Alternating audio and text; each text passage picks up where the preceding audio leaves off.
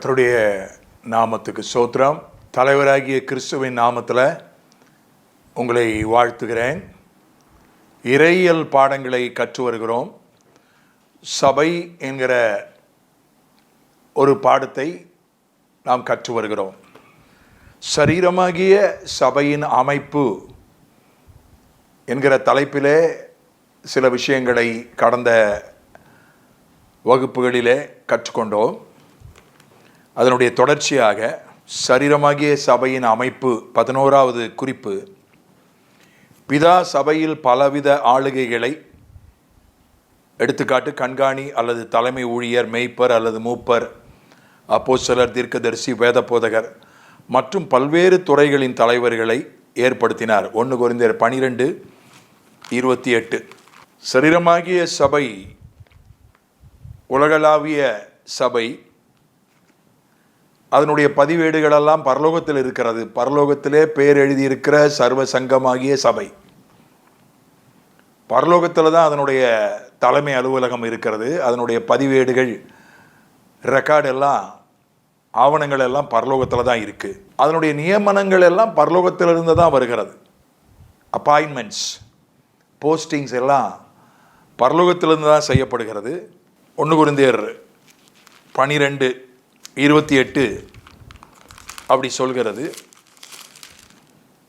தேவனானவர் சபையிலே முதலாவது அப்போஸ்தலரையும், 2வது தீர்க்கதரிசிகளையும், 3வது போதகர்களையும், பின்பு அற்புதங்களையும், பின்பு குணமாக்கும் வரங்களையும், ஊழியங்களையும், ஆளுகைகளையும், பலவித பாஷைகளையும் ஏற்படுத்தினார்.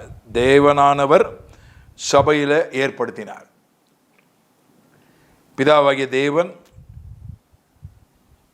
சபையில் இப்படிப்பட்டதான பொறுப்பாளர்களை நியமித்தார்.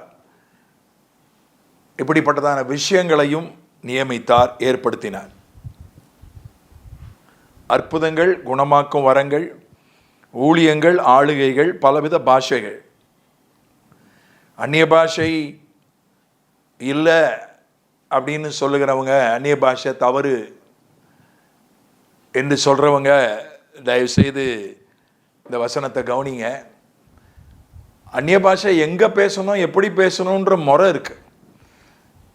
அதுக்காக அந்நிய பாஷை மைக்கில் பேசிக்கிட்டே அர்த்தம் சொல்லாமல் பேசிகிட்டு இருக்கிறது சரியில்லை. அல்லது ஜெபமோ அல்லது வேறு ஏதோ நடந்துட்டு இருக்கும்போது சபையில் பாட்டுக்கு ஒருத்தர் அந்நிய பாஷை குறுக்க பேசுறது சரியில்லை. அந்நிய பாஷை எங்கே பேசணும், எப்படி பேசணும்னு முறை இருக்குது. ஆனால் அந்நிய பாஷையே பேசக்கூடாது என்று சொல்வது சரியில்லை. ஒரு நல்ல மனிதர், நேர்மையானவர், எளிமையானவர், தன்னுடைய கோட்பாட்டிலேயே மிகவும் உண்மையாக இருக்கிறவர், உலகம் முழுவதும் சென்று பிரசங்கம் பண்ணுகிறவர், அவர் மற்றவர்களுடைய குறைகளை சுட்டி காட்டியே அதற்கென்று ஒரு பத்திரிகை நடத்துகிறவர். என்ன அவர்கிட்ட தீர்க்க தரிசனம் சொல்லுவார், வியாதிக்காக ஜெபம் பண்ணுவார், அதெல்லாம் செய்வார். ஆனால் அந்நிய பாஷை கிடையாது அப்படின்னு, அந்நிய பாஷை பேசக்கூடாதுன்ற மாதிரி எழுதுகிறாரு. அப்படிப்பட்டவங்க இதை கவனிக்கிறது நல்லது. இது இயற்கையாக, சிலர் அந்நிய பாஷைன்றது இயற்கையான பாஷை, ஒருத்தருக்கு பல மொழிகளை கற்றுக்கொண்டு பல மொழிகளில் திறமை, புலமை பெறக்கூடிய ஒரு கிருபை என்று சிலர் அதை அர்த்தப்படுத்துகிறார்கள். அது அப்படி அல்ல. சிலருக்கு ஆண்டவர் வில்லியம் கேரி போன்றவர்களுக்கு, கால்வெல், போப் போன்றவர்களுக்கு பிற மொழிகளை கற்று தேர்ந்து புலமை பெறக்கூடிய கிருபைகளை தந்தார். இன்றைக்கும் அப்படி இருக்காங்க. மிஷினரிகள் நிறைய பேர் அப்படி பிற மொழிகளிலே புலமை பெற்றவர்களாக இருக்கிறத நான் பார்த்துருக்கிறேன். ஆனால் அது அல்ல. இது பாஷைகள் பிரிந்தது பாபேல் கோபுரத்திலே நடந்துச்சு. பாஷைகளை ஏற்படுத்தினார்னு போட்டிருக்கு. பாபேல் கோபுரத்திலே பாஷையெல்லாம் பிரிந்து ஏற்படுத்தப்பட்டு விட்டது. இங்கே சபையிலே பாஷைகளை ஏற்படுத்தினார் என்று சொல்வது அந்நிய பாஷையை குறிக்குது. முதலாவது அப்போஸ்தலரையும், இரண்டாவது தீர்க்கதரிசிகளையும், மூன்றாவது போதகர்களையும் இதை ஒருத்தர் இவ்விதமாக வியாக்கியானம் பண்ணினார். சபையில் முதல் ஸ்தானம் அப்போஸ்தலருக்கு தான். அப்போஸ்தலர் யார் எப்படின்னு இப்போ நம்ம பார்க்க போகிறதில்ல, அது இந்த தலைப்பில் வராது. அப்போஸ்தலர், தீர்க்கதரிசி, போதகர், மெய்ப்பர், சுவிசேஷகர், 5 விதமான ஊழியர்கள். 5 பேருமே ஒருத்தருக்கு ஒருத்தர் குறைஞ்சவங்க கிடையாது. 5 பேருமே சமம் தான். அதனால இவர் பெரியவர் அவர் சின்னவர் அப்படின்னு சொல்றதுக்கு இல்லை. அவங்க ஊழியங்களில் அந்தந்த சூழ்நிலைகளில் அந்தந்த நேரங்களில் அவங்கவுங்க பெரியவங்க. ஒரு சபை கூடுதல் நடக்கும்போது அங்கே மேய்ப்பர் தான் பெரியவர். ஏன்னா அவர் தான் தலைமை தாங்கி நடத்தணும் இந்த சபை கூடுகையை. ஒரு சுவிசேஷ ஊழியத்தில் சுவிசேஷகர் தான் பெரியவர்.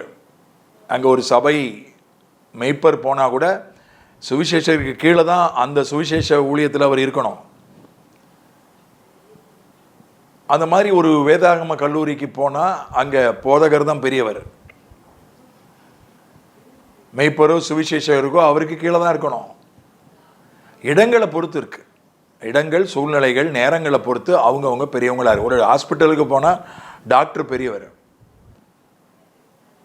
அதே ஒரு கட்டுமான இடத்திற்கு, ஒரு மருத்துவமனையே கட்டப்படுகிறது, ஒரு டாக்டரே ஒரு மருத்துவமனையை கட்டுறாரு, ஒரு இன்ஜினியரை தான் கூப்பிடுறாரு. அங்கே அந்த கட்டுமான வேலையில் இன்ஜினியர் தான் பெரியவர். அது டாக்டருக்கு சொந்தமான மருத்துவமனை கட்டுமானமாக இருக்கலாம், ஆனால் இன்ஜினியர் தான் பெரியவர்.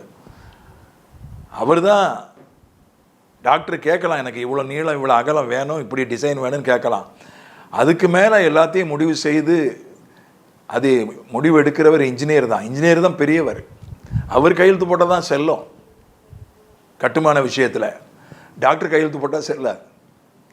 அதே இன்ஜினியருக்கு உடம்பு சரியில்லாமல் போயிடுச்சுன்னா அவர் மருத்துவமனைக்கு போனார்னா டாக்டர் அங்கே பெரியவர், இன்ஜினியர் நோயாளி தான். அங்கே டாக்டர் கையெழுத்து போட்டால் தான் செல்லும். இவங்க 2 பேரும் மாணவர்களாக இருந்தபோது ஒரு பள்ளிக்கூடத்தில் மாணவர்களாக இருந்தார்கள். அதே டாக்டர் அதே இன்ஜினியரும். அங்கே ஆசிரியர் தான் பெரியவர். ஆசிரியர் கையெழுத்து போட்டு தான் அவங்கெல்லாம் இன்ஜினியர் டாக்டர் ஆனாங்க. அது இடத்துக்கு ஏற்ற மாதிரி. இப்போ இந்த ஆசிரியருக்கும் இன்ஜினியருக்கும் டாக்டருக்கும் பிரச்சனை வருது, போலீஸ் ஸ்டேஷன் போகிறாங்க, அங்கே போலீஸ் அதிகாரி தான் பெரியவர். அங்கே அவர் கையெழுத்து போட்டால் தான் செல்லும். அந்தந்த சூழ்நிலைகளில், அந்தந்த இடங்களில், அந்தந்த நேரங்களில் அவர்கள் பெரியவர்கள். ஒருவருக்கொருவர் குறைந்தவர்கள் அல்ல, எல்லாரும் சமம். நம்ம ஊரில் நம்ம வச்சுருக்கோம், டாக்டர்னா அதுதான் பெரிய படிப்பு, மருத்துவ படிப்பு தான் அப்படின்னு நம்ம ஊரில் நம்ம வச்சுருக்கிறோம். பிரான்ஸ் தேசத்தில் ஆசிரியர்களுக்கு தான் மரியாதை அதிகம். ஆசிரியர்கள் நீதிமன்றத்தில் அவங்க நிற்க வேண்டியதில்லை, உட்கார்ந்தே பதில் சொல்லலாம். ஆசிரியர்களுக்கு மட்டும் அந்த சலுகை பிரான்ஸ் தேசத்தில் உண்டு. அமெரிக்காவில் கூட பேராசிரியர்களுக்கு தான் சம்பளம் அதிகம். டாக்டர்களை விட பேராசிரியர்களுக்கு தான் சம்பளம் அதிகம். அதனால் நாம் நினைத்து கொண்டிருப்பதெல்லாம் சரின்னு சொல்ல முடியாது. சிலர் அப்போஸ்தலர் தான் எல்லாத்த விட பெரியவர். ஏன்னா பாருங்க, முதலாவது அப்போஸ்தலர்னு போட்டிருக்கு. ஒரு வேலையை முதலாவது செய்கிறவர்கள், ஒரு கட்டடம் கட்ட வேண்டுமானால் முதலாவது குழி தோண்ட வேண்டும். குழி தோண்டுவதற்கு குழி தோண்டுகிற எந்திரங்களை இயக்குகிறவர்கள் தான் முதல்ல வருவாங்க.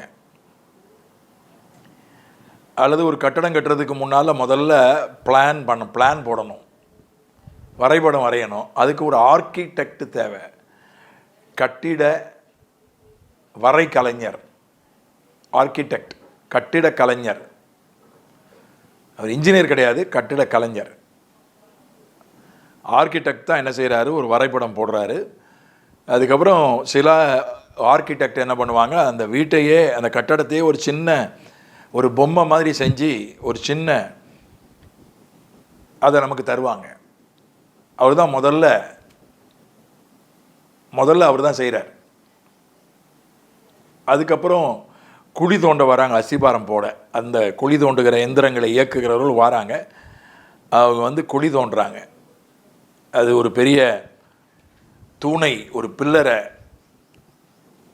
போட்டு அஸ்திபாரம் போடுவதாக இருந்தாலும் சரி, அல்லது கல்லிலேயே அஸ்திபாரம் போடுவதாக இருந்தாலும் சரி, குழி தோண்டுகிறவர்கள் தான் ரெண்டாவது வராங்க. இன்ஜினியர் தான் எல்லாருக்கும் தலைமை தாங்கிறாரு, எலக்ட்ரீஷியன் வராரு, ப்ளம்பிங் வேலை செய்கிறவர் வராரு, பெயிண்டர் வராரு,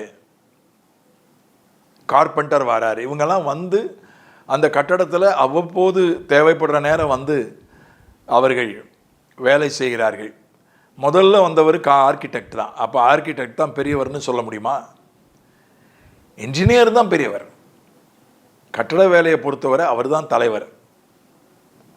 அதனால் அந்தந்த முதல்ல வந்தவங்க, முதல்ல வேலையை செய்கிறவங்க பெரியவங்கன்னு அர்த்தம் கிடையாது. அதை நாம் புரிந்து கொள்ள வேண்டும். முதலாவது சபையில் ஆண்டவர் அப்போஸ்தலரை சபையை நிறுவுவதற்கான ஆரம்பகட்ட வேலை செய்கிறவங்க அப்போஸ்தலர்கள் தான். செய்தவர்கள் சரீரமாகிய சபையை இந்த பூமியில் உள்ளூர் சபைகளாக ஆங்காங்கே உருவாக்குவதற்கு அதற்கான ஆரம்பகட்ட பணிகளை செய்தவர்கள் அப்போஸ்தலர்கள். அதனால தான் முதலாவது அப்போஸ்தலர்களை அவர் ஏற்படுத்தினார். 12 அப்போஸ்தலர்களை தானே முதல்ல ஏற்படுத்தினார். அதுக்கப்புறம் தான் பேதுருவை பார்த்து சொன்னார், என் ஆடுகளை மேய்ப்பாயாகன்னு சொன்னார். ரெண்டாவது தீர்க்கதரிசிகளை ஏற்படுத்தினார். சிலர் வந்து இது ஒரு ரேங்க் படி சொல்கிறாங்க. அப்போஸ்தலர்னா அவர் ஐஜி மாதிரி, தீர்க்கதரிசினா அவர் எஸ்பி மாதிரி, மெய்ப்பர்னா அவர் இன்ஸ்பெக்டர் மாதிரி, வேதத்தை போதிக்கிறவர் வந்து ஒரு ஏட்டையா மாதிரி, சுவிசேஷகர் வந்து ஒரு சாதாரண கான்ஸ்டபிள் போலீஸ்கார் மாதிரி, இப்படி சிலர் வியாக்கியானம் பண்ணுகிறார்கள். அது தவறு. உலகத்திலேயே புகழ்பெற்ற ஒரு ஊழியக்காரர் அப்படின்னு சொன்ன யார் என்று கேட்டால் பில்லி கிரகாமை தான் சொல்லுவோம். சில ஆண்டுகளுக்கு முன்பதாக மறைந்த பில்லி கிரகாம் அவர்களைத்தான் உலகத்திலேயே புகழ்பெற்ற ஊழியக்காரர் என்று எல்லாரும் ஏற்றுக்கொள்வார்கள். அவர் ஒரு சுவிசேஷகர் தான். அவர் அப்போஸ்தலரோ தீர்க்கதரிசியோ மெய்ப்பரோ கிடையாது. அவர் ஒரு சுவிசேஷகர். அவரும் அவரை அப்படித்தான் தன்னை அழைத்து கொண்டார். எல்லாரும் அப்படித்தான் அவரை அழைத்தார்கள். அதனால்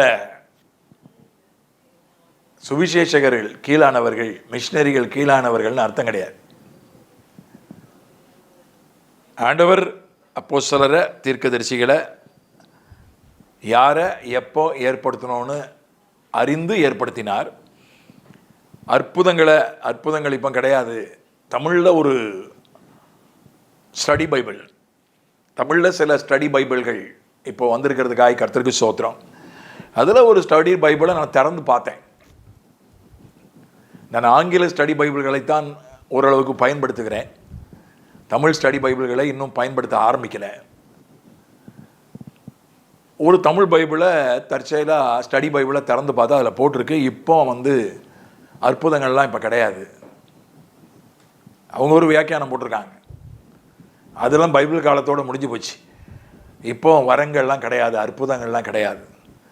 ஆனால் ஆண்டவர் சபையில் அற்புதங்களை, குணமாக்கும் வரங்களை, ஊழியங்களை, ஆளுகைகளை, ஊழியங்களும் உண்டு, ஆளுகைகளும் உண்டு.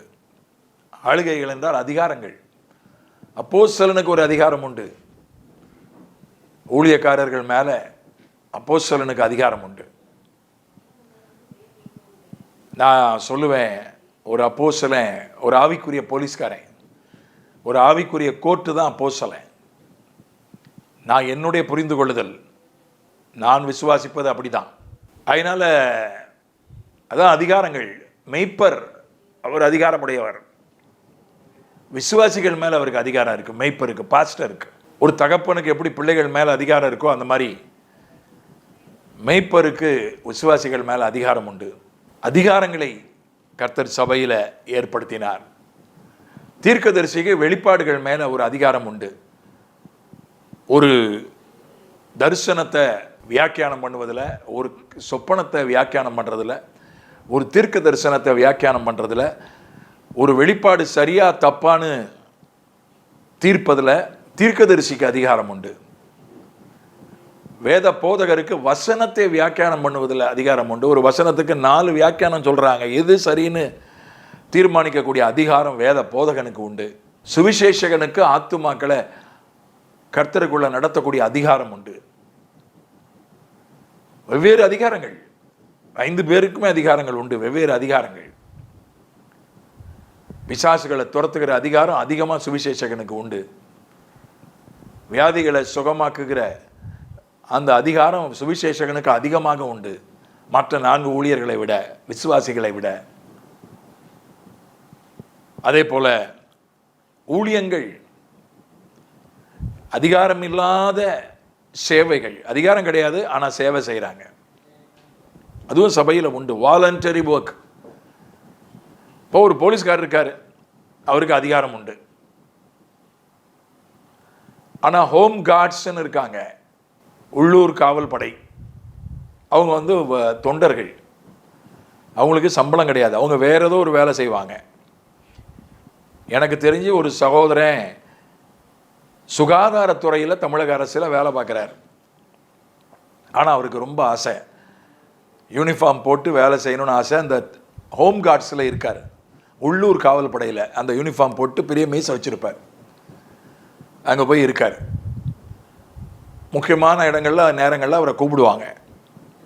ஒரு பெரிய கூட்டம் நடக்குது, ஒரு பெரிய திருவிழா, அப்போ போலீஸ் போதாது, இந்த உள்ளூர் காவல் படையை கூப்பிடுவாங்க. ரொம்ப டிராஃபிக், போக்குவரத்து நெரிசல் ரொம்ப இருக்குது, போலீஸ்காரங்க போதாது, எண்ணிக்கை போதாது, உள்ளூர் காவல் படையை கூப்பிடுவாங்க. அவங்களுக்கு அதிகாரம் கிடையாது, போலீஸ்காரர்களுடைய சம்பளம் கிடையாது, போக்குவரத்து படி கொடுப்பாங்க, அவ்வளோதான். ஆனால் அவங்க சேவை செய்யலாம், ஒரு சேவை மட்டும்தான் செய்ய முடியும், அதிகாரம் கிடையாது. அதே மாதிரி அது ஊழியங்களை கர்த்தர் சபையில் கட்டளையிட்டார்.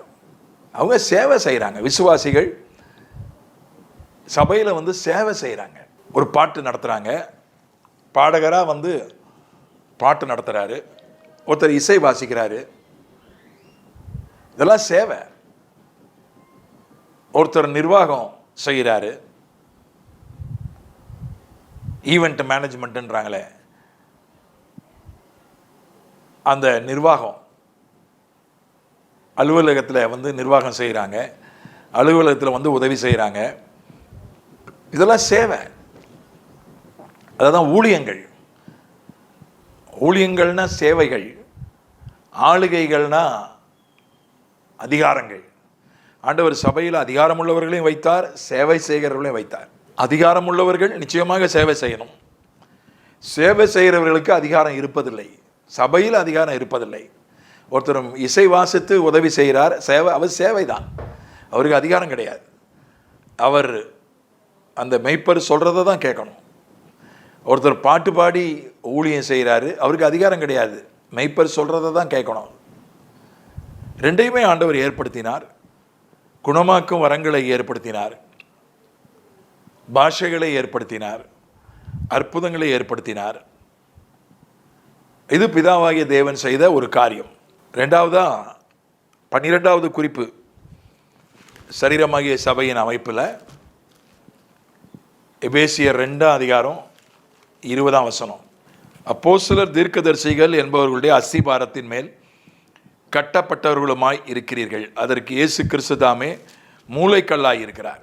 மூளைக்கல் இயேசு கிறிஸ்து, அதுக்கு மேலே அஸ்திபாரன்றது அப்போஸ்தலர் தீர்க்கதரிசிகளுடைய ஊழியம். இப்போ அதுக்கு மேலே தான் பிற ஊழியங்கள் சபை கட்டப்படுகிறது. சரீரமாகிய சபை, இயேசு கிறிஸ்து மூளைக்கல். அவர் சிலுவையில் உயிரை கொடுத்தார், உயிர்த்து எழுந்தார், அவர் மேலே இந்த சபை கட்டப்பட்டிருக்கிறது, அவர்தான் மூளைக்கல். அதுக்கு மேலே அப்போஸ்தலர் தீர்க்கதரிசிகளுடைய ஊழியங்கள், அவருடைய உபதேசங்கள். அதைத்தான் நாம் அப்போஸ்தலர்கள் தான் ஊழியத்தை ஆரம்பித்தாங்க, அவங்க தான் உபதேசம் பண்ண ஆரம்பித்தாங்க. அப்புறம் தீர்க்கதரிசிகள் ஊழியம் செஞ்சாங்க. திடீர்னு குழப்பம் வந்துடுச்சு, இது சரியா இது சரியில்லையா, எல்லாரும் விருத்த சேதனம் பண்ணணும்னாங்க. புறஜாதியார் கூட விருத்த சேதனம் பண்ணணும், நியாயப்பிரமாணத்தை கடைபிடிக்கணும்னு சிலர் பிரசங்கம் பண்ணாங்க. இல்லை, புறஜாதியார் அதை செய்ய வேண்டியதில்லை அப்படின்னு ஒரு சாரார் சொன்னாங்க. 2 பேருக்கு நடுவில் பிரச்சனை. அது அப்போஸ்தலரிடத்தில் சென்றது. அவர்களெல்லாம் கூடி பேசினார்கள்.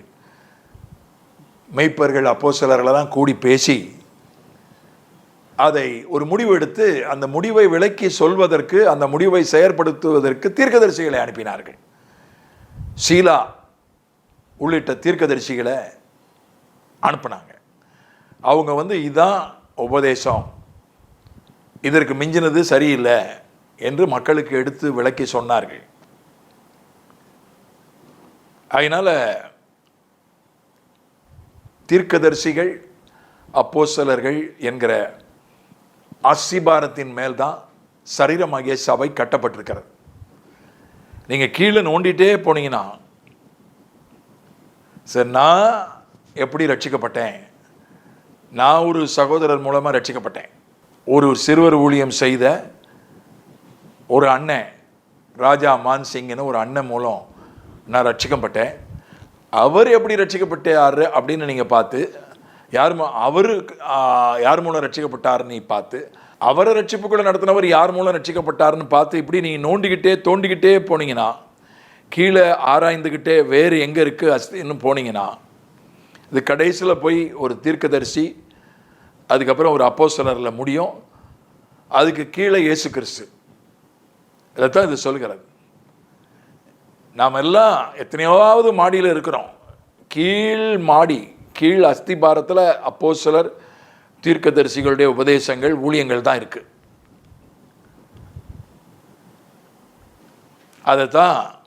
அதை கர்த்தர் தான் தந்தார். அப்படிப்பட்ட ஒரு அஸ்திபாரத்தை, அஸ்திபாரம் இல்லைன்னா அந்த கட்டடம் புயல் வரும்போது, வெள்ளம் வரும்போது விழுந்துரும். இயேசு கிறிஸ்து மூளைக்கல்லா இருந்தாலும் கூட, எனக்கு இயேசு கிறிஸ்து தான் வேணும், வேற யாரும் வேண்டாம், எந்த ஊழியக்காரனும் வேண்டாம், எந்த ஊழியமும் வேண்டாம், எனக்கு இயேசு கிறிஸ்து தான் வேணும் என்று சொன்னாலும் கூட அவர்களுடைய ஆவிக்குரிய வாழ்க்கை நிலைச்சு நிற்காது.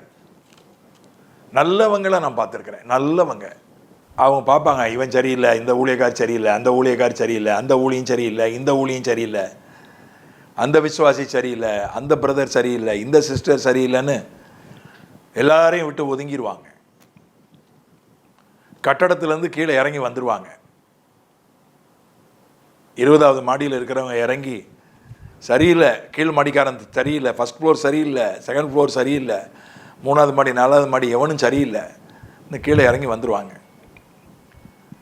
தனியாக குடிசை போட்டுக்கிட்டு இருப்பாங்க, இல்லை ஒரு தனியாக ஷெட்டு போட்டுக்கிட்டு பக்கத்தில் இருப்பாங்க. ஒரு புயல், ஒரு வெள்ளம் வரும்போது அவங்களால தாக்கு பிடிக்க முடியாது. ஆனால் அந்த 20 மாடி கட்டடம் நல்ல அஸ்திபாரத்தில் நிற்கிறதுனால மேலே குறைகள் இருக்கலாம், மேலே சின்ன சின்ன பழுதுகள் இருக்கலாம், ஆனால் கீழே அஸ்திபாரம் உறுதியாக இருக்கிறதுனால மழையில், வெள்ளத்தில், புயலில் அந்த கட்டடம் நிற்கும். அதனால் ஆண்டவர் அப்போஸ்தலர்கள், தீர்க்கதரிசிகள் என்பவர்களுடைய ஊழியங்கள், உபதேசங்கள் நமக்கு வேறாக அஸ்திபாரமாக தந்திருக்கிறார். அதனால தான் சபையை ஆட்டவோ அசைக்கவோ முடியல. யார் ஆண்டாலும், யார் ஆட்சிக்கு வந்தாலும், சபை கட்டடத்தை வேணால் இடி ஆட்டிடலாம், அசைச்சிடலாம், ஸ்தாபனத்தை வேணால் ஆட்டிடலாம், அசைச்சிடலாம், எஃப்சிஆர்ஐயை தடை பண்ணிடலாம், மற்ற காரியங்களை தடை பண்ணிடலாம், வங்கி கணக்குகளை தடை பண்ணிடலாம். ஆனால் கண்ணுக்கு தெரியாத சபை என்கிற அமைப்பை எந்த கொம்பம் வந்தாலும், எவன் வந்தாலும் ஆட்டவை அசைக்க முடியாது. கிறிஸ்து மூளைக்கல்லாக இருக்கிறார். அப்போஸ்தலர்கள், தீர்க்கதரிசிகளுடைய உபதேசங்கள், ஊழியங்கள் அஸ்திபாரமாக இருக்கின்றன. பிதாவை இயேசுவின் நாமத்தில் சபையில் நீர் ஏற்படுத்தின ஊழியக்காரர்களுக்காய் ஸ்தோத்திரம், நீர் ஏற்படுத்தின காரியங்களுக்காய் ஸ்தோத்திரம். சபைக்கு நீர் தந்த அப்போஸ்தலர், தீர்க்கதரிசிகள் என்கிற அஸ்திபாரத்திற்காய் ஸ்தோத்திரம். அவைகளை நாங்கள் பயன்படுத்தி கொள்ள, அவைகளை ஒதுக்கி விடாதபடி, தவிர்த்து விடாதபடி, ஊழியக்காரர்களையும் ஊழியங்களையும் உபதேசங்களையும் நாங்கள் அரவணைத்து கொள்ள, பயன்படுத்தி கொள்ள எங்களுக்கு உதவி செய்யும். இயேசுவின் மூலம் பிதாவே, ஆமென்.